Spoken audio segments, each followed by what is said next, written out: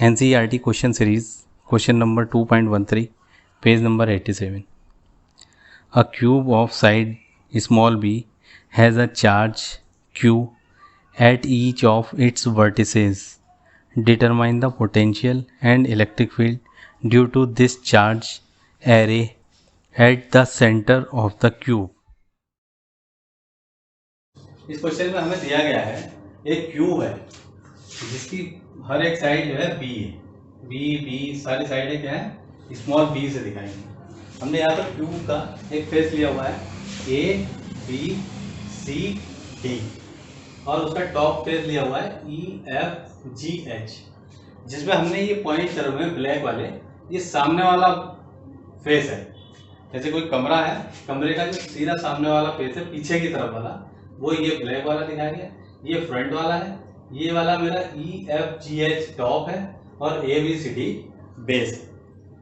ठीक है, हमको ये पूछा गया है अगर इस क्यूब के हर वर्टिसेस पे हम क्यू चार्ज रखते हैं, सारे वर्टिसेस पे कितना चार्ज है क्यू, इस पे सब पे ये ए बी सी डी सब पे क्यू है और ई इस पे भी क्यू है, ई एफ जी और एच इन पर सब पे क्यू चार्ज है। तो वो ये कहता है इसका जो सेंट्रॉइड है सी जी, हमने वो ले लिया एम पॉइंट है, तो एम पॉइंट पर उसका सबका पोटेंशियल और इलेक्ट्रिक फील्ड कितना होगा ये पूछा है हमारा। तो फर्स्ट ऑफ ऑल हम निकाल लेते हैं पोटेंशियल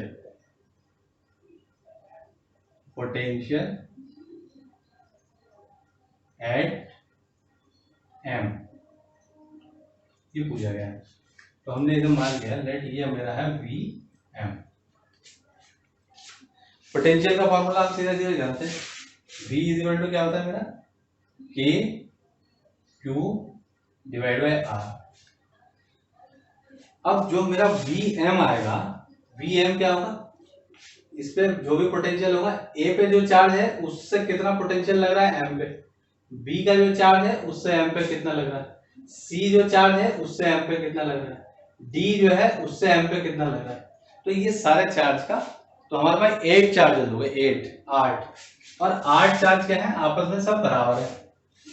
तो 8 चार्जेस का हमारे पास उसका सबका पोटेंशियल हम देखेंगे और उसकी बीच की डिस्टेंस कितनी है। बीच की डिस्टेंस क्या है, A M B M C M D M E M F M. तो जैसे एक कमरा है, कमरे के बीच में आपने एक बॉल लटका दी, ऊपर से भी नीचे से भी चारों जो आपकी दीवारें हैं उनसे भी बराबर बराबर आपने एक बॉल लगा दी, तो उस बॉल से हर कोने की जो डिस्टेंस होगी वो कौन सी होगी, A M B M C M D M E M F M G M और एच एम। ठीक, तो हम पहले ये आर कैलकुलेट कर लेते हैं, आर क्या है। तो हमारी डिस्टेंस क्या है, डिस्टेंस के लिए, क्योंकि डिस्टेंस हम पहले निकाल लेंगे फिर इसमें बी में रख देंगे तो हमारा आंसर आ जाएगा। अभी हम निकालेंगे डिस्टेंस ए एम। अगर ए एम हमारा निकल जाए तो बी एम सी एम, क्यों, सेंट्रॉइड से किसी भी क्यूब के वर्टिसेस का डिस्टेंस सेंट्रॉइड का वो हमेशा डायगोनल का आधा होगा और बराबर होगा, क्योंकि क्यूब है तो क्यूब में डायगोनल हमेशा बराबर लेंथ के होंगे। तो हमारा मैंने लेट ए एम, तो डायगोनल का आधा होगा, तो A M B M C M ये सब बराबर होंगे आपस में, equal to D M E M F M A B C D E F G equal to हो जाएगा E F G H G M H M.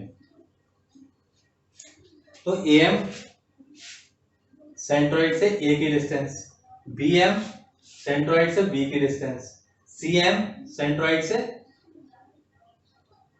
सी की distance.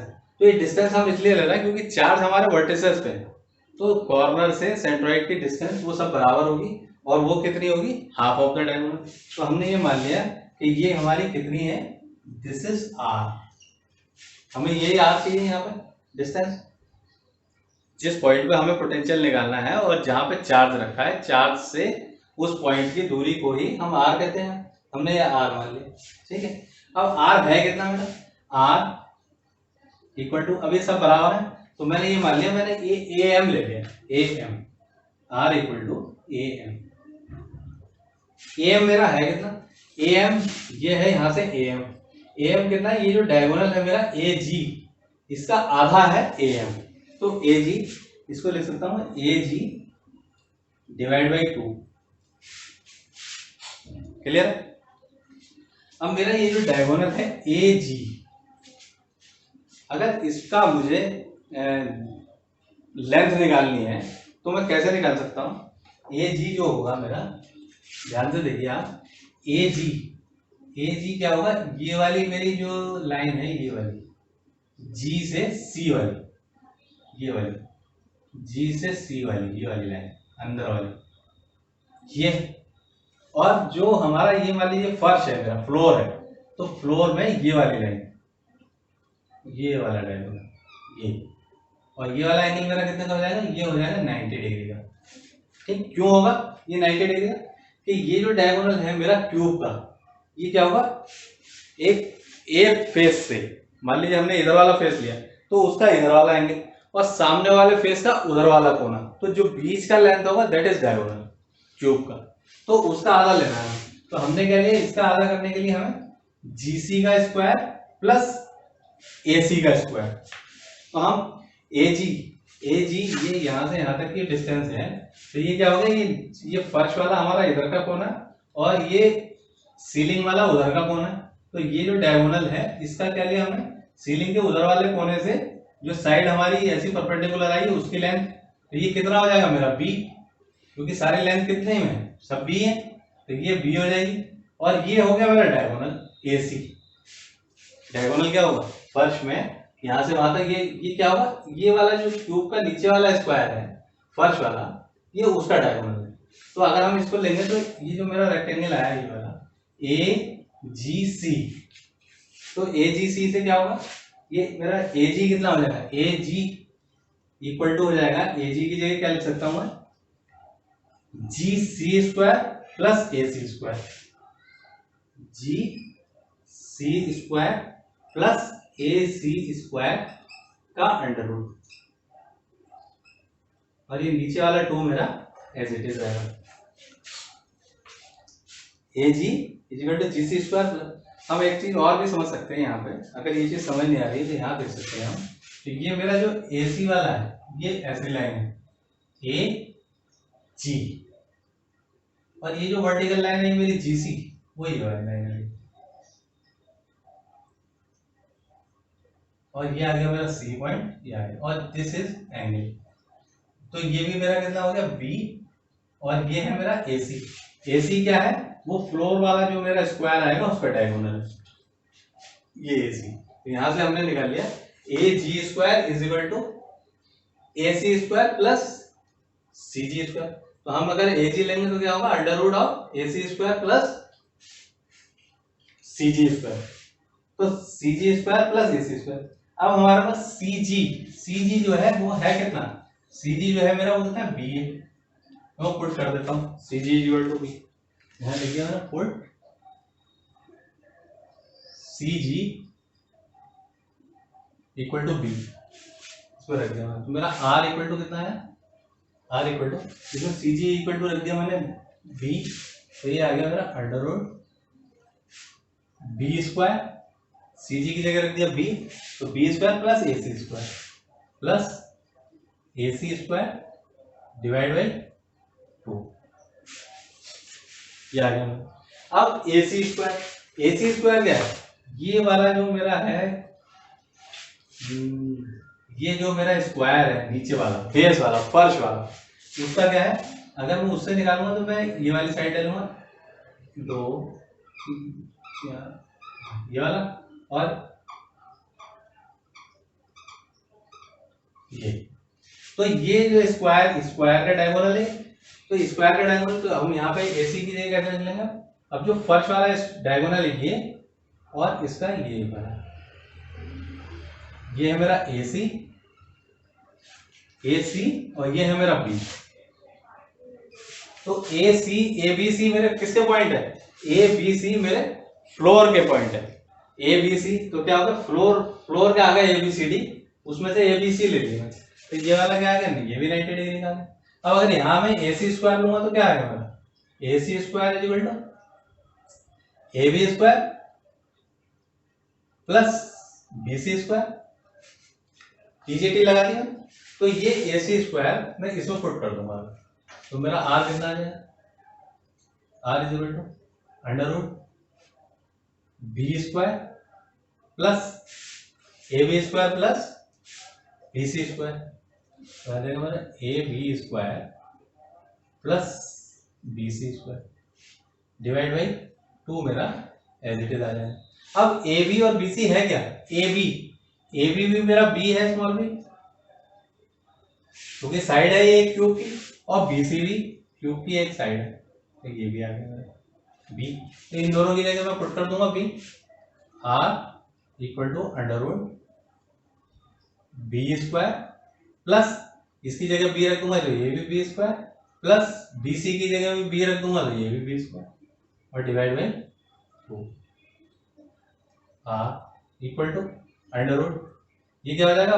1 plus 1 plus 1, तो ये होगा 3b स्क्वायर, और डिवाइड बाई ये 2 है, आ जाएगा 2। इसको क्या लिख सकता हूँ?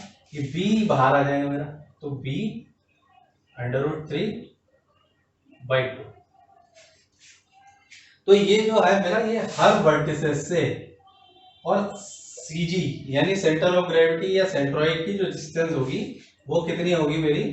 b रूट 3 बाई 2, अगर क्यूब की साइड मेरी स्मॉल b है तो ये तो मेरा r है, तो r मैं यहां लिख सकता हूं।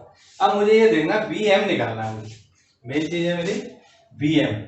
अब मेरा ये समझ लीजिए आप पार्ट नंबर 1 क्वेश्चन का शुरू हो गया, ये हमने r निकाला था डिस्टेंस। अब bm क्या होगा मेरा? bm equal to potential due to charge on vertices A plus potential due to charge on vertices B। इसी तरीके के 8 कॉर्नर होंगे, 8 वर्टिसेस होंगे, तो सबके लिए ले लिया BC plus BD plus BE plus BF G plus H, तो ये 8 वर्टिसेस होंगे। अब सबसे डिस्टेंस बराबर है और चार्ज भी बराबर है, तो क्या होगा मेरा? बी ए इक्वल टू, मैं यहां लिखूंगा के क्यू, ए पे कितना चार्ज है मेरा? ए पे चार्ज कितना है? क्यू, तो मैंने लिख दिया क्यू। उसकी डिस्टेंस कितनी है मेरी? आर, मैंने यहां लिख दिया आर, क्योंकि डिस्टेंस तो सबकी बराबर, प्लस बी, बी की जगह क्या होगा? के क्यू बी, बी पे कितना चार्ज है मेरा? क्यू, वो भी क्यू हो गया। डिस्टेंस मेरी कितनी है? डायगोनल का हाफ, जो मैंने आर ले रखी है वो मेरा आर है, प्लस ऐसे हो जाएगा मेरा सी पे, सी पे कितना चार्ज है? क्यू, डिस्टेंस कितनी है उसकी? स्मॉल आर, जो मैंने निकाली है बी रूट 3 बाई 2, प्लस ये। तो इस तरीके से ये हमारे ऐसे डी पे हो गया, प्लस ये ई पे हो जाएगा, प्लस तो ये हमारे 8 आ जाएंगे, 1 2 3 4 5 6 7 प्लस 8। हर वर्टिसेस का निकाल लिया हमने, ए पे जो था, बी पे, सी पे, डी पे, ई एफ जी एच, तो 8 कॉर्नर है, 8 वर्टिसेस है, 8 का निकाल दिया हमने। तो अगर हम इन सबको जोड़ देंगे तो क्या आ जाएगा मेरा? 8 K Q by are. Q हमें दिया हुआ है, आर की वैल्यू हमें इन टर्म्स ऑफ बी रखनी पड़ेगी, हमने यहाँ पे आर की वैल्यू यहाँ से बी उठा के रख दीजिए यहाँ पे, तो क्या हो गया? 8 के क्यू, ये तो सारे ऊपर है हमारे न्यूमरेटर में, और डिनोमिनेटर में क्या है? आर, आर क्या है मेरा? बी रूट 3 बाई 2, ये 2 मेरा ऊपर चला जाएगा, क्या हो जाएगा? 2 into 8 K Q divide by B root 3, ये कितना हो गया मेरा? 16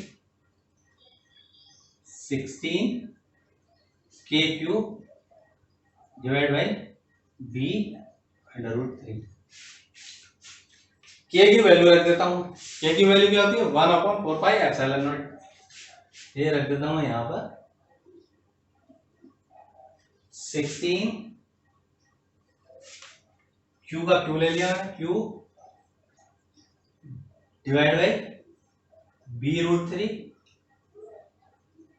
इंटू के की जगह रख दिया 1/4πε0। 4πε0। ये 4 से ये 4 कैंसिल हो गया, 16 4 बार। अब क्या आ गया मेरा आंसर 4q/b√3 पाई और ε0। तो मेरा आंसर आ गया 4q डिवाइड बाई √3 और क्या आ जाएगा πε0b। πε0 ये मेरा आ गया Bm potential due to all charges at centroid. तो ये तो हो गया मेरा पोटेंशियल, आपने देख लिया। इसको स्क्रीन को रोक के आप नोट कर लीजिए, समझ लीजिए। फिर इसके बाद क्या होगा, मैं इलेक्ट्रिक फील्ड करता हूँ। ठीक, क्लियर। अब हम शुरू कर देते हैं इलेक्ट्रिक फील्ड।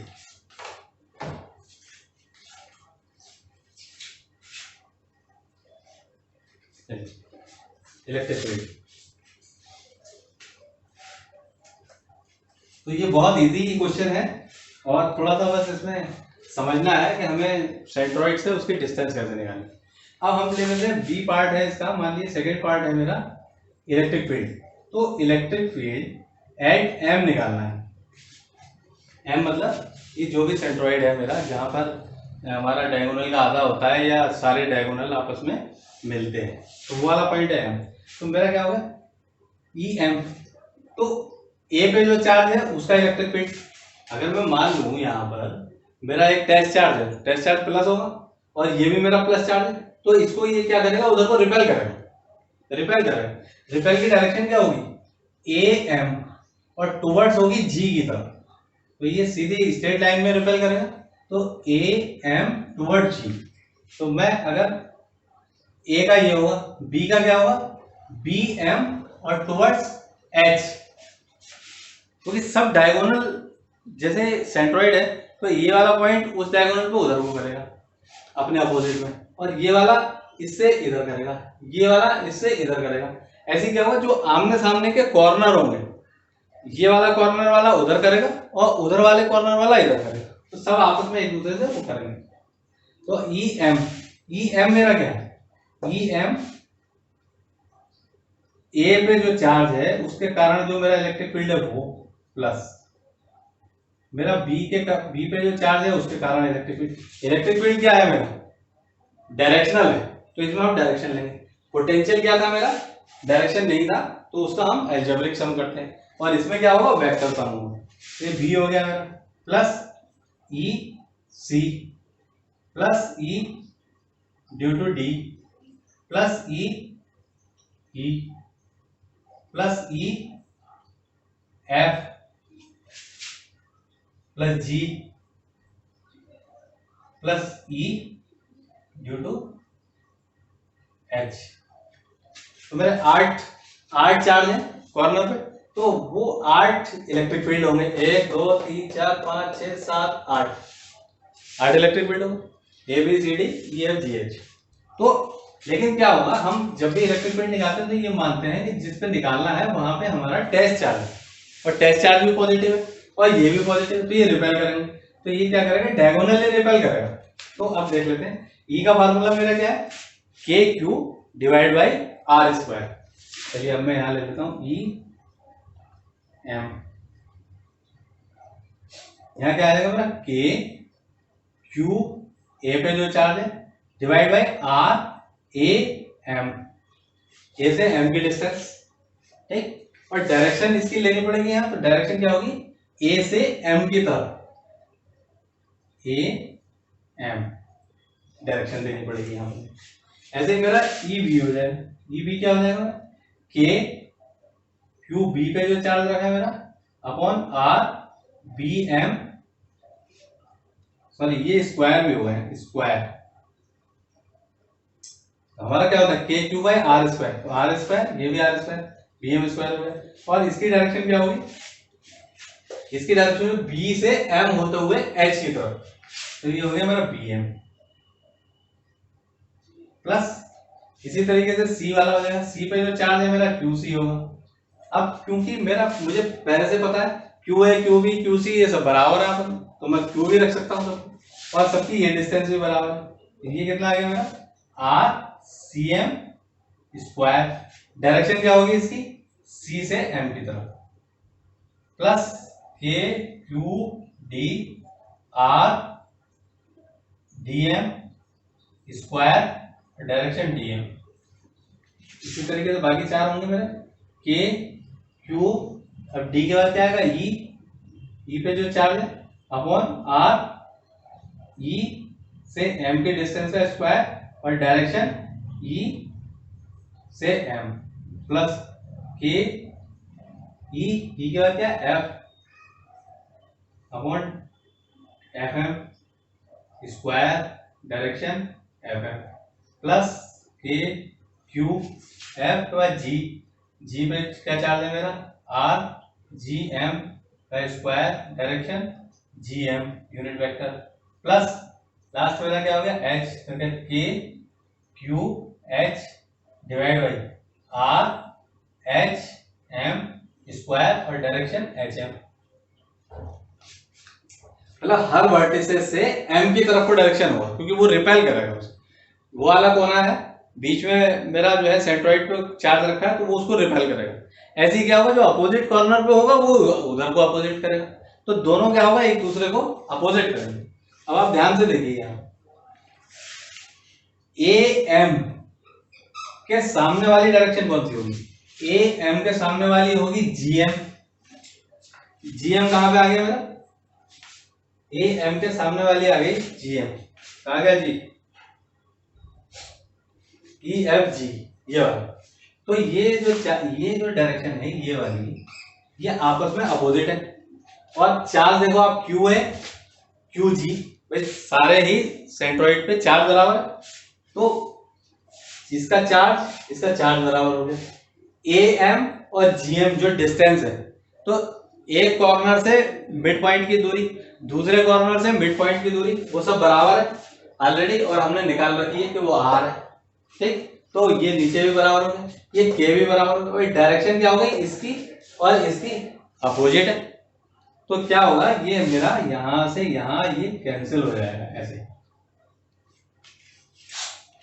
क्लियर हो गया। अब ले लीजिए बी एम, बी एम मेरा कौन सा है, ये वाला पॉइंट, यहां से ये बी एम, तो बी एम इधर को करेगा मेरा बी एम, और इसका अपोजिट कॉर्नर है एच, एच एम इधर को मारेगा, तो क्या हो गया मेरा बी एम और एच एम। तो इसका के से के बराबर है क्यू बी, चार्ज मेरा क्या है क्यू है, और क्यू एच पे कितना चार्ज है, सारे वर्टिसेस पे चार्ज मेरा क्यू है। बी एम और एच एम, बी से एम की दूरी और एच से एम की दूरी, कॉर्नर से सेंट्रॉइड की दूरी बराबर ही, तो बी एम और एच एम भी मेरा बराबर। और ये बी एम और एच एम एक इस कॉर्नर से उधर को लगा रहा है, एक दूसरे कॉर्नर से उधर को लगा रहा है, मैग्नीट्यूड बराबर है, डायरेक्शन अपोजिट है, तो चार्ज जीरो हो जाएगा। तो इससे ये कैंसिल हो जाएगा मेरा, इससे ये कैंसिल हुआ, दो कैंसिल हो गए। अब मेरा आ गया सी एम, सी एम, सी कहां पे पॉइंट है मेरा, ये पॉइंट है सी। जो सी वाला पॉइंट है वो एम की तरफ हो जाएगा, और जो ई वाला पॉइंट है मेरा, तो सी कौन सा मेरा उधर वाले फेस का कॉर्नर है, और ये ई क्या है इधर वाले फेस का ऊपर वाला कॉर्नर। सी उधर वाले फेस का नीचे वाला कॉर्नर, और ई इधर वाले फेस का ऊपर वाला कॉर्नर। तो सी से ये इधर को रिपेल करेगा और ई से ये इधर को रिपेल करेगा। तो ऐसे क्या सी एम और ई एम ये आपस में कैंसिल आउट हो जाएंगे, यहाँ से ये और यहाँ से ये कैंसिल आउट हो जाएंगे। इसी तरीके से डी एम, डी से एम, तो डी एम और एफ एम, तो डी पीछे वाले फेस का नीचे वाला कॉर्नर, और एफ आगे वाले फेस का ऊपर वाला कॉर्नर। तो डी से एम की तरफ को मारेगा और एफ ये इधर की तरफ मारे, तो ये क्या होगा, ये भी आपके दोनों कैंसिल आउट हो जाएंगे। तो जब सब कैंसिल आउट हो गए तो रिजल्टेंट कितना बचा है, electric field at M is equal to 0। तो ई सेंट्रॉइड पे इलेक्ट्रिक फील्ड कितना हो जाएगा मेरा, 0 हो जाएगा। तो हमको ये ध्यान में रखना है एक, ये अगर कोई रेगुलर शेप है मेरा तो उसके सीजी पे अगर कोई टेस्ट चार्ज है और सारे वर्टिसेस पे चार्ज बराबर है तो आप ये ध्यान रखिएगा कि आंसर उसका 0 आना है।